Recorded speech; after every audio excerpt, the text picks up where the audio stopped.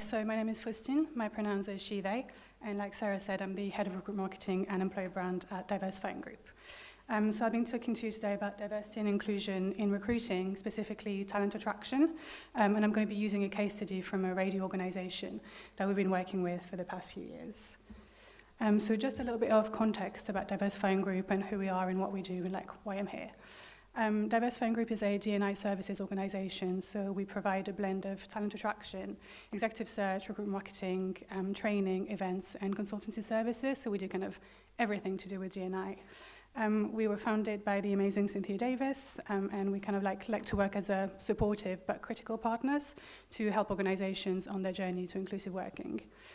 So as part of our services, we run a D&I job board called diversifying.io. And our mission is really to help connect our network of diverse job seekers with employers who are really serious about diversity, equity, and inclusion. So we work with a lot of media organizations like Amazon Entertainment, the BBC, Global, who are the case study that I'll be using today, TikTok, ByteDance, NBC Universal, and a lot more to help them attract and engage talent from underrepresented communities. So let's just get into the case study. We've been working with Global since 2020 now on the Diversifying.io job board. If you don't know who they are, they're one of the leading radio organizations in the UK, and they reach about 50 million people every week. And despite kind of like their size, they were really struggling to attract diverse talent to join their workforce. And considering their reach and the incredible diversity of the UK, especially London, where the head offices are based, they realized that they really needed to bring diversity of thought and experience to their organizations in order to better connect with their listeners. And I think that that's actually a really key point in what they're saying here as well in the quote. Of course, to me, diversity is a moral imperative, first and foremost, and it's just the right thing to do. But it's also really a strategic business decision, and having a diverse workforce is really key to widening your reach and growing your listener base. Because when you have a diverse team, you really get a wider range of perspectives, ideas, and lived experiences that will help you to grow and to innovate. So I'm just going to go through a few of the ways that we've helped and are still helping Global on their D&I journey. So first of all, I think it's really important to be intentional about inclusive recruitment.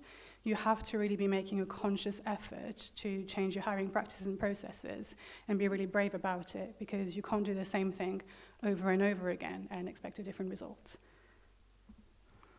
So be brave and start by reframing what good looks like to you. One thing we like to say at Diversifying Group is diversity isn't about lowering the bar, it's about opening the gate. And what that means is like you really need to break down the systemic barriers that are keeping people from accessing opportunities and look in new places to find really talented people who may have a different background than what you used to, but that doesn't mean that they won't be really good at their jobs. So when you're thinking about breaking down those barriers, focus on skills rather than experience wherever you can, because experience is a privilege, and it doesn't always measure someone's capabilities. So depending on the role you're hiring for, does someone really need 5 years of industry experience, or can they bring transferable skills from somewhere else? Do they need a degree from the most prestigious university in your country, or can they show their competencies in a different way? So really have a think about that and see where you can broaden your requirements to open that gate. So with Global specifically, once we'd helped them to reframe what was needed for their roles, we then looked at how they were advertising those roles and how they were reaching out to different communities. So we looked at their job adverts and cast what we like to call a diversity lens over them to help them write truly inclusive adverts. Things like avoiding gendered or stereotyped language, avoiding obscure acronyms or like industry jargon, using accessible formatting or providing other formats for people with disabilities, for example. I've got some really good resources on inclusive job advert writing. If anyone's interested, come have a chat after this. But yeah, from there, it was really about helping Global engage with people that they weren't previously connecting with.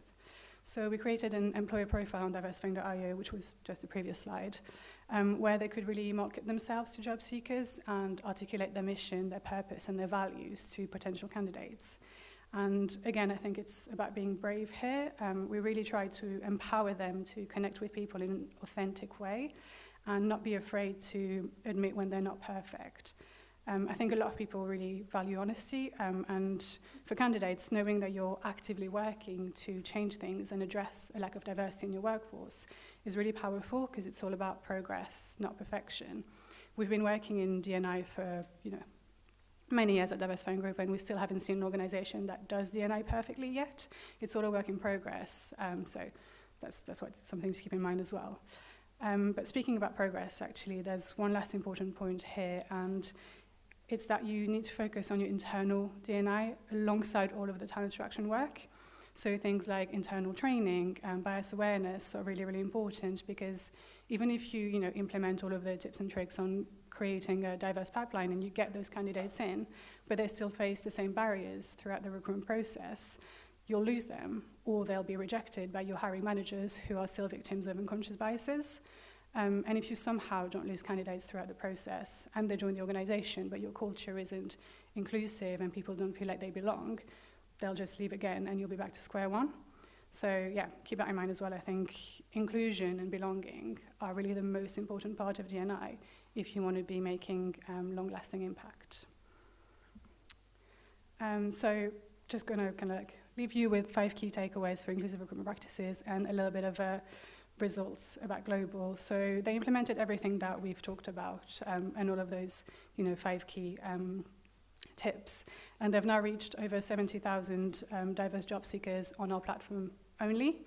They're one of the platform's best performing employers, and the diversity of the candidates that have applied for their jobs has improved significantly. And they're really happy with the work we've done together so far over the last 3 years, and hopefully that will continue. But they're really managing to build a diverse workforce that is better equipped to connect with their audience and deliver high quality content. And to me, they're really a fantastic example of what happens when you're not afraid to do things a little bit differently and really widen that gate, like we said. So yeah, that's why I wanted to use Global as a case study today, and I hope you've learned something and I hope that you've enjoyed it. Thank you. Thank you, Faustine. Thank you. Thank you, Faustine. Can see most of you. So next I'd like to bring on Becky Grisedale-Sherry, who is an audio radio producer.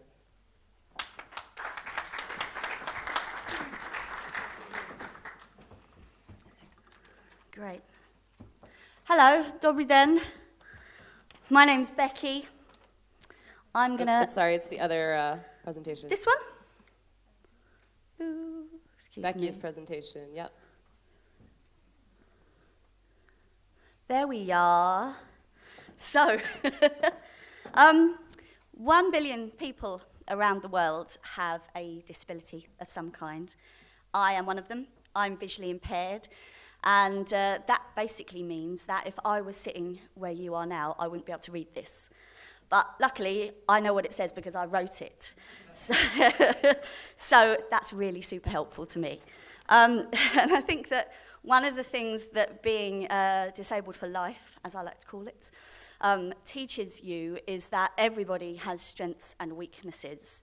And actually, what you need to do when you're working in a team and running a company is let everyone play to their strengths and give support to people in order for them to balance their weaknesses.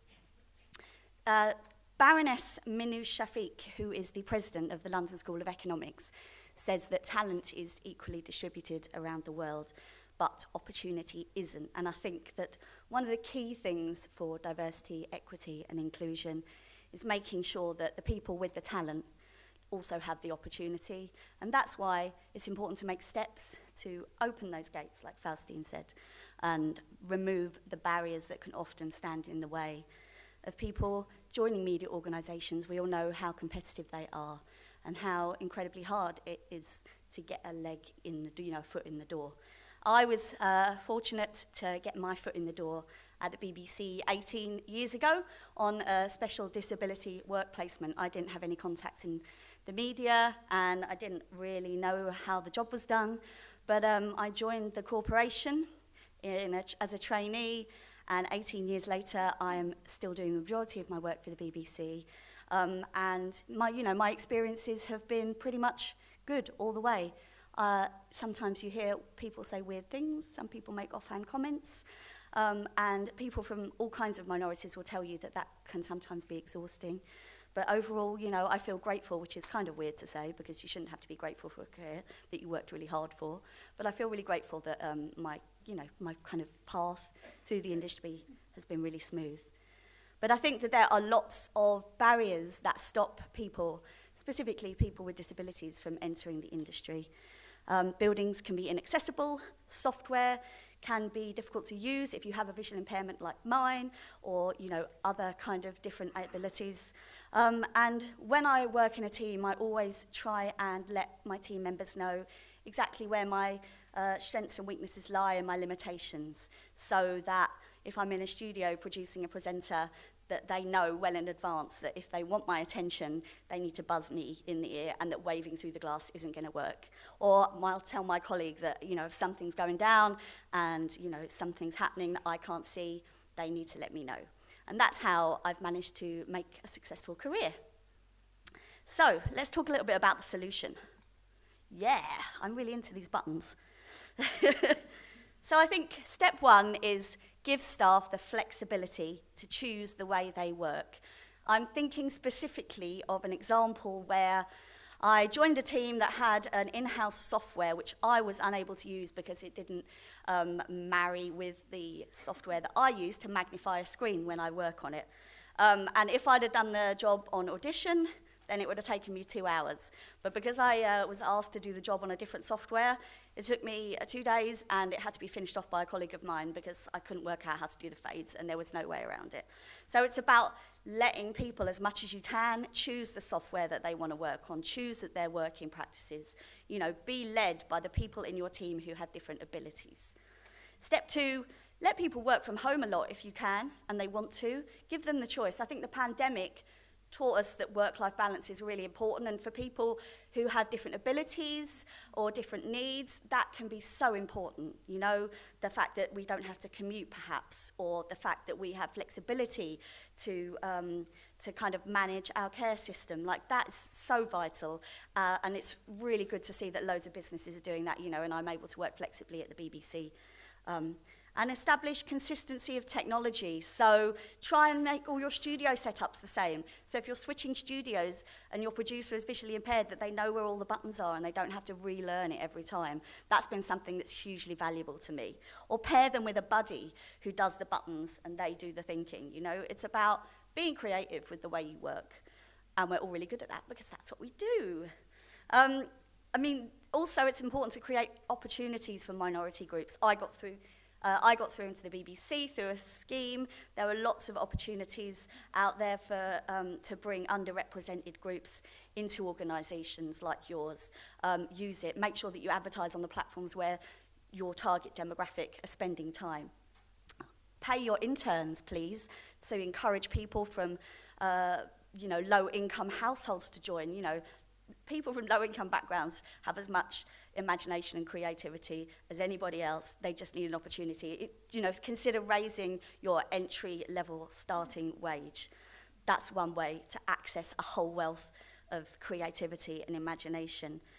And what else? Oh yeah, and try and pass it on. So 18 years after I started at the BBC through a work placement scheme, I became a mentor on the BBC's Open Music project, which was designed to bring new, diverse people who wanted to work in radio, music and production into the BBC. And we celebrated at the Proms last year with a concert called the Dream Prom, and the scheme is happening again this year. It's a really exciting project. You should look it up. And then empower people with training. So in terms of one-to-one training, it takes me probably 50% longer than normal sighted people to learn how to use a new piece of technology, because unless I do it, I can't learn it, so I need to be able to do it. But it's not just about specific training for the people in your department or your team who are differently abled. It's about awareness training for all your staff, so they don't feel nervous about saying the wrong thing. Language changes all the time, and that's fine, and we're all learning all the time. But if you can kind of give your staff the confidence that they're not going to mess up all the time, then it means that proper building strong working relationships can happen. Learn how to make your workplace more accessible, whether that's ramps or just big signs. If you're giving a presentation like this and you know there are visually impaired people in your team, ask them how they'd like the presentation to be delivered. If it's, make sure you record it or give out leaflets or something. Think a little bit try and think ahead about the people in your team, and that will spread.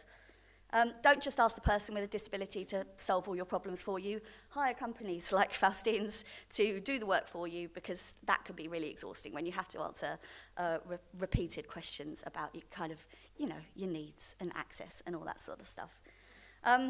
And generally, just pay it forward and try and be supportive, and don't get defensive if people come to you and say, hey, I think we could do this better. Let's try it. It's been a really, really brilliant journey for me in my career, and I'm so glad that I got that first opportunity, and I always try and pay it forward whenever I can, and hopefully you will all do the same. Thanks very much.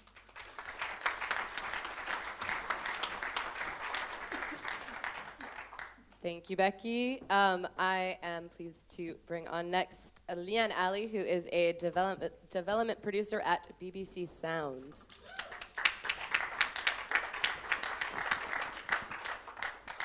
Hello. So my name is Leanne. I'm a development producer at BBC Sounds. I also founded BBC Sounds Audio Lab, which I'll talk to you about in a second.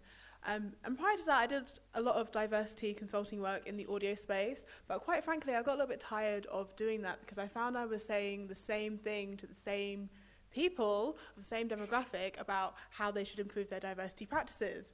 And then I realized I can actually make so much more impact just doing this in my day-to-day job, and just really showed that making your team and giving more opportunities to people of diverse backgrounds is a very easy thing to do.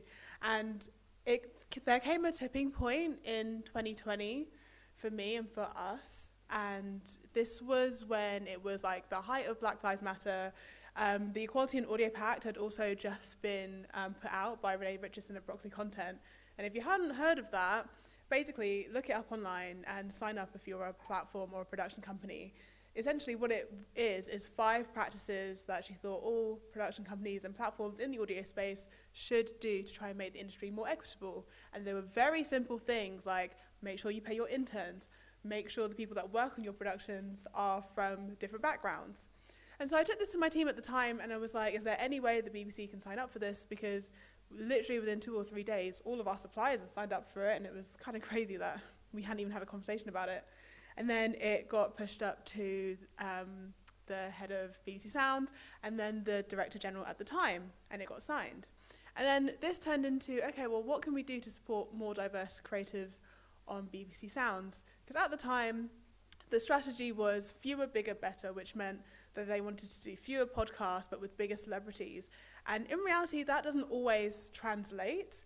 And what I found when I first joined the BBC, that I was inundated with pitches from people that wanted to make stuff with us, but just didn't know how to pitch, they didn't know how to get through to commissioners, and the barrier to entry was really high, because the only way you could pitch to BBC Sounds and the BBC in general is if you're pitching through an already existing production company, which means that if you're not already connected within the audio space, then that can be really difficult.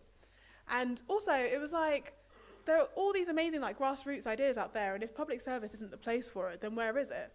And so I worked with a few other producers within a couple other commissioning teams, and we came up with the concept of BBC Sound Audio Lab. And what that is a development program for new podcasters and creators. And it was open to everybody, but we really encouraged those from underrepresented groups to apply. And we wanted to hear untold stories that we don't really hear in the mainstream media. And we put out an open call out, and I did a lot of engagement to try and get the right sort of people to apply for this, because at the BBC that we've found, if we want to engage with diverse groups, we can't just expect them to come to us. We have to actively go out and do the work to engage with them, which involved engaging with various different community groups and creative groups online. I then designed the shortlisting process and shortlisted with a load of other producers and creatives across the BBC, and then commissioned the 6 titles that we commissioned with my colleague. But it wasn't just about doing that. It was about creating like a supported program to set these people up for success, because they hadn't worked with the BBC before. They hadn't worked within a large machine like ours. And so we paired them with production mentors from BBC Audio, which is our in-house production team.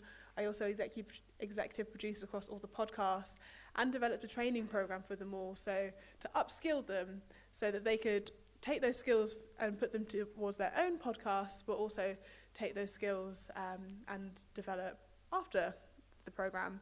And then what was really important about this as well is that I put together targeted marketing plans for each and every title. And one of the reasons why this was successful is because we had the full backing of Jonathan Wall, who was the head of BBC Sounds. And I think top-down investment, both from a financial perspective and from an evangelistic perspective, is so important, because he's the one that set out to the whole team, this is an editorial priority for us. This was how we were able to bring together the marketing support, the PR support, the social support to set these titles up for success.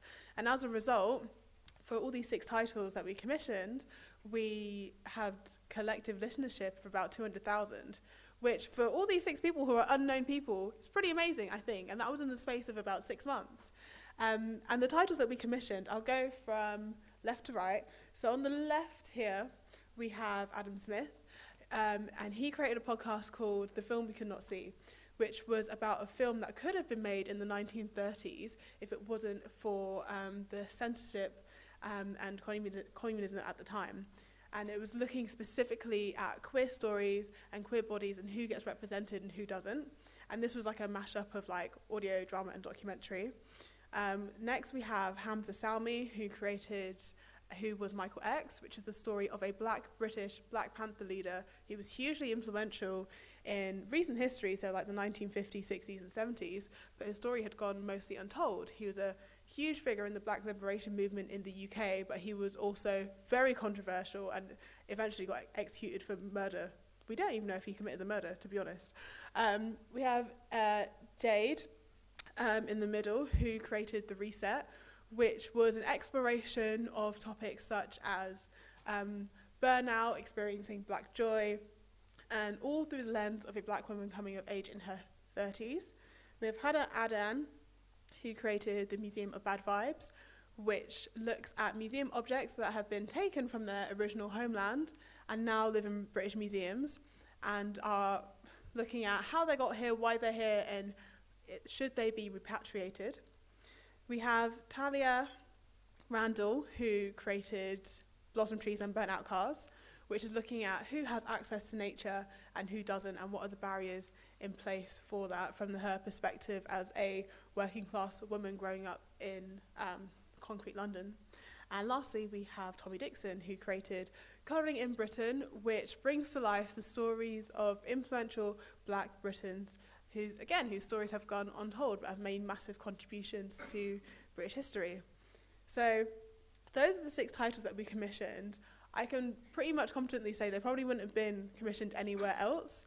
And I'm going to give you a preview of what 3 of them sound like.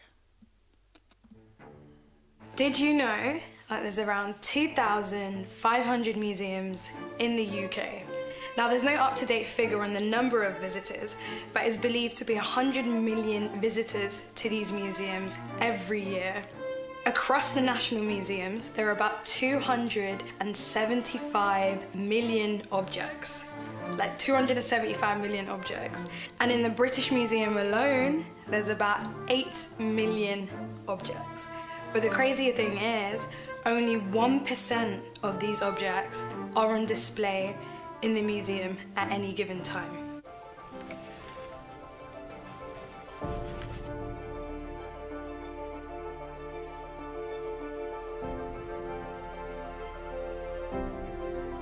This is a brand new podcast series telling the stories of British people of colour, their impact on culture, art, and lives across the nation.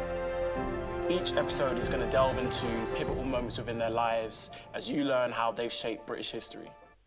First off, who the hell is Michael X? Why is there this guy that no one wants to claim as their own? And who has done a lot of things and been involved in a lot of things, but yet we don't know about him.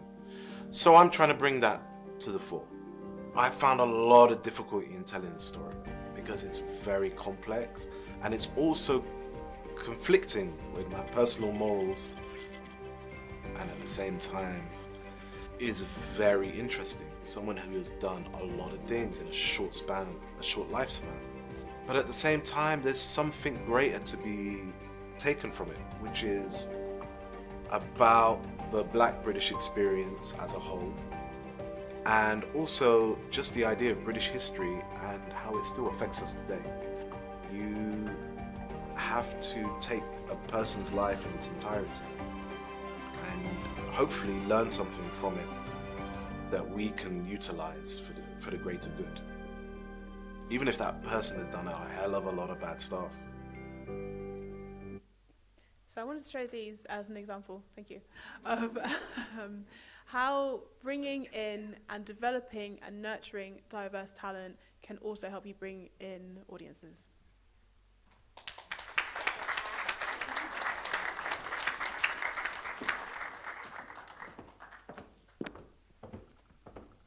Wonderful. Thanks so much. We are going to discuss what we've just heard. I can start with a question to kind of kick it off. If you're an organization looking to get into maybe your first DEI initiative, what's an easy way to get started, and what kind of time frame would you look at? Like maybe could you share the time frame from the global example a little bit? Is this on? Yeah, okay, cool. I think when we work with organizations, we usually look at a 1-year time frame as the bare minimum to start with. We enter into what we call diversity partnerships. And for us, that really starts with an audit. So I think one of the first things that any organization would have to do if you really want to kind of like get into D&I is look where you are now and why you're doing this and what you're trying to achieve. And I think it has to come from a really genuine place of care as well. I know we talk about the business case and things like that, but that can't be enough. You can't be doing it as a tick box exercise to say like, oh yeah, we've hired those people, we're fine. Like I said, it's also about that inclusion piece. So I think I would definitely start always with an audit and kind of seeing where you're at and then making decisions from there. I'm not sure if anyone else wants to weigh in. I'll just add to that. Before you even think about bringing on any partners, you need to look at your budgets and look at how much you can put towards diversity and inclusion, because if it's not on your balance sheet, then it's not going to work. You actually have to invest in diversity and inclusion to make it work. Yeah, totally agree. I like what you said about outreach, and that comes with, there's resources attached to outreach, because, how many times have I heard in organizations like, well, we would have hired women, we would have hired people of color, but no one applied. So we would have loved to. Wouldn't that have been nice? So no, it's, yeah, very, very good point. And yeah, would anyone like to ask a question to our panelists? We have one here. Hello. Kia ora, my name's Gary, I'm from New Zealand. Thanks for speaking today. I guess my question's mainly for our two speakers from the BBC. Have you seen effective change come from more of a groundswell of people wanting to see change made, or do you think maybe finding the right champion who's at the right level in the right situation to come and bring about change? Or is it a mixture of both? Do you want to start? I'll start. So BBC Sounds Audio Lab would not have happened if the head of BBC Sounds did not think this should be a priority. I can talk about this diversity thing till the cows come home. I do in every single job that I'm in. But until somebody is like, okay, I'm going to get behind this and I'm going to invest X amount of money into this, not much really happens. And that's always the case. And there has to be a change in the tide from going from the bottom up to the top down, because that's where the real power lies, is in the top. They have influencing power. They have access to budget. They can evangelize within the organization. So I fully encourage people to kind of do things from the bottom up, but at the same time, you need senior support to actually make things happen and make a much bigger impact. Thanks. Yeah, I would say that, the importance of inclusion and diversity is conversations that I have with my colleagues all the time, Leanne, I'm sure exactly the same. So production teams within the BBC are having these conversations. And I think that, but you're completely right, that unless the people running the corporation put their money where their mouth is, it's impossible for kind of people on the ground to do it themselves, And in the future, what needs to happen is that the people who have the power need to recognise that. And I mean, luckily, in your case, that was recognised, and thank goodness somebody recognised that, and that's how it was enacted. But that can be difficult to do. I imagine that wasn't an easy process, and that it took a long time of you talking about that. So I think it's good that the kind of workforce are discussing it, but that needs to be listened to, and there needs to be, perhaps you need to create a pipeline in your organisation where people can raise ideas in security, and make criticisms even of your systems or your setup without feeling like they're at risk of losing their job or of being passed over, I mean, abuses happen when people in power, when people who don't have the power in organisations are too scared to speak up for fear of losing their jobs. And you need to try and eliminate that to help people vocalise, the kind of inequalities that perhaps you can't see. Just to add to that as well, to give another example, in one of my previous jobs, I started a diversity team. So we didn't have any employee resource groups or ERGs. And so I started one, and we had a little bit of budget, so we were putting on events and things like that. No one gave a damn. Nobody really cared. Nobody came to the events. And then I changed the strategy to work more with the different parts of the business and work with the senior leaders to actually try and solve the issues that they were having. And it wasn't until I started working from a top-down level that we actually started making impact. I agree. I think having conversations with your colleagues is important, but until someone more senior buys in and tells the rest of the organisation this is a priority, you're not going to make as much of an impact. Yeah. I would also like to highlight something that Becky brought up in her talk, just thinking about the benefits of doing these things. And you're right, it's a moral obligation, but also, studio setup consistency. Who is that good for? Literally everybody. With sound producers and engineers going to lots of different studios at any given time, it's just going to be better for everyone to have a consistent setup. Same with high contrast text and ramps. It's also great for if you sprained your ankle, if you have a suitcase, So it's not just, we're not just talking about things that are good for some people. It's really stuff that's good for everybody. Do we have any more questions from the audience? Please. Sorry, just to add to it, yes. So in your pitch, when you do find that champion that you think this is the person who's able to enact change, in your pitch, are you going to them, this is beneficial for everybody, or it's the right thing to do?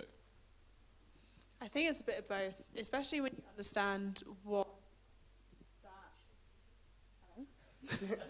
Can you still hear me? Yeah. Especially when you understand what that team or that organisation's business priorities are, you should be able to link the two. And once they see, oh, this can help me reach my objectives, then it starts making sense. I think you front load with that, and then you follow up with,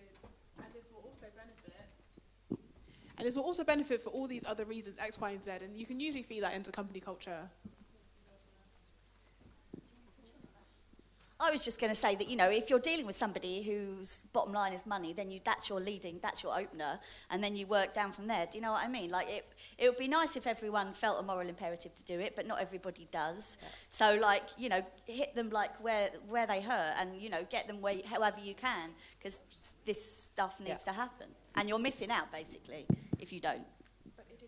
Yeah, no, I mean, I don't really have that much to add because I absolutely agree with that. But I think what Becky just said about kind of hitting them where it's important to them is really a key way to then do the work to kind of more change hearts and minds, as cheesy as that sounds.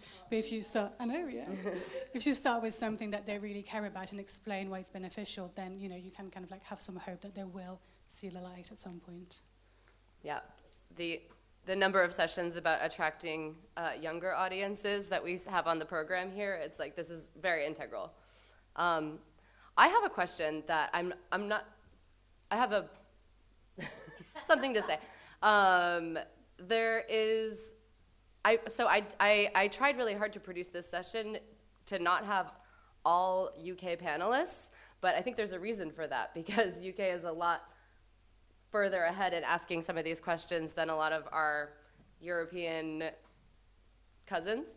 So I don't know if you've ever worked within organizations, but I'm based in France, and I'm wondering if you've ever confronted, how do you measure outcomes especially in places where measuring ethnic diversity is not possible? I was just going to say, because I'm actually from France, but I've worked in the UK my entire career, so to me, kind of like my view of things is very British. But whenever I go back home, and even if it's not in a professional context, just sometimes talking with friends, and they'll say something that is to me so wildly out of pocket, but for them it's not really a big deal because French culture is completely different, and especially what you were saying about you can't gather demographic data and things like that in France, and people in France are kind of like won't be looking at quotas and things like that as a true measure of diversity. So I don't actually have an answer for you, but I just really understand how difficult it is, and I think it's really where you kind of like have to look at diversity as really a holistic and intersectional thing.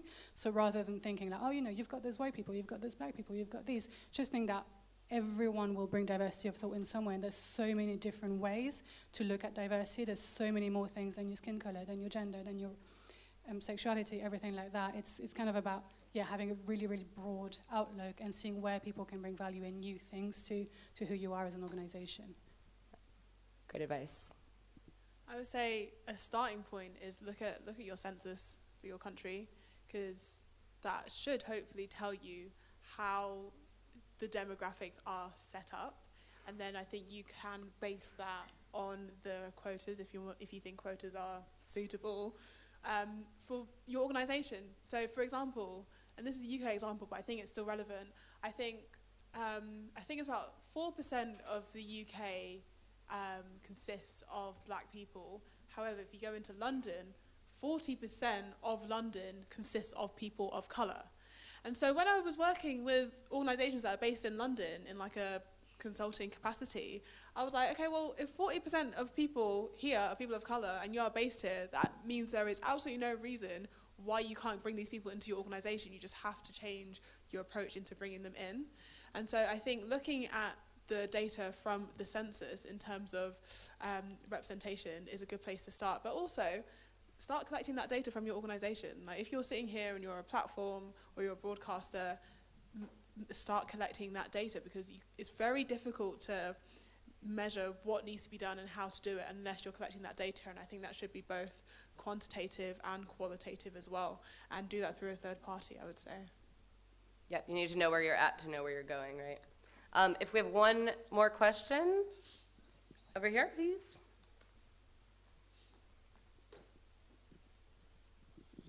Thanks. Hello, Karen Martin. It was really good to hear from all of you. I always think that the people that come to these talks are the ones who are already sold, and it's the people who aren't in the room that need to be here, but that's a whole other thing.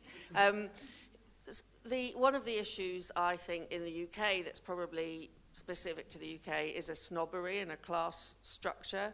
So in the BBC, if you don't talk the right way, let alone be of a different colour or have a disability, or, that's an immediate, or has been up until now, an immediate disadvantage. And even though, we pay interns and stuff, it's really expensive to live in London, so unless your aunt lives there or whatever. What are your thoughts on sort of social inequity and how to sort of make that an easier option? I mean, so I would say, I grew up in Romford, which is in the East End of London, basically. I've been in London my entire life. And lots of people say to me, oh, you don't sound like you work for the BBC, which I don't know what to make of that. And people always assumed that people have this idea of people who work for the BBC are privately educated and they went to Oxbridge. And that was never my experience. I started in the local news and Radio London in a local newsroom. And my newsroom at that time represented the demographic of London, just like you were saying, Leanne, right? So I worked in a diverse newsroom that reflected our audience. And it was only when I started to work for Radio 4 in the last year or so, when I kind of came up against that view that people have about the BBC, which is, you know, white, posh, privately educated. And it was a culture shock. And I think the only way that you can change that is by raising the entry-level salary rates, paying interns, and reaching out to those communities that aren't underrepresented. I mean, someone said to me, I had a conversation with an editor a few weeks ago, and they told me about somebody who was looking for presenter voices and new voices. And they said, oh, I'm going to recommend you because you don't sound like a BBC presenter. And I thought, well, okay, that's nice, but that needs to change. I would also add to that, I think a lot of this is like company culture wise as well, and thinking about how you can be more inclusive in the workplace. And it's very simple things, like if you're doing social activities, like where are you going? How much does it cost? Like, is it actually feasible for everybody? Not everybody likes going to the pub, believe it or not. Like, is there something else we can be doing? Not everybody drinks. It's thinking about that, how you can be more inclusive, not just like when you're sat at your desk, but like outside of that as well. And then the other thing I would suggest in terms of trying to make working class communities kind of feel that the BBC is, well, I'll give the BBC as an example, more of a place for them, is looking at organisations or charities that you can partner with in terms of outreach, but also in terms of resource. So for example, I'm on the board for Multitrack, which is a paid internship scheme for people from diverse backgrounds to get them into audio. And we've previously partnered with PressPad, who provide paid for accommodation for people who are doing like internships and work schemes for those who can't afford it. So these places exist. It's just about finding them and working with them and making it very clear in the comms and the outreach that you're doing that even if you think this opportunity isn't for you, this is what we have in place to allow you to have this opportunity.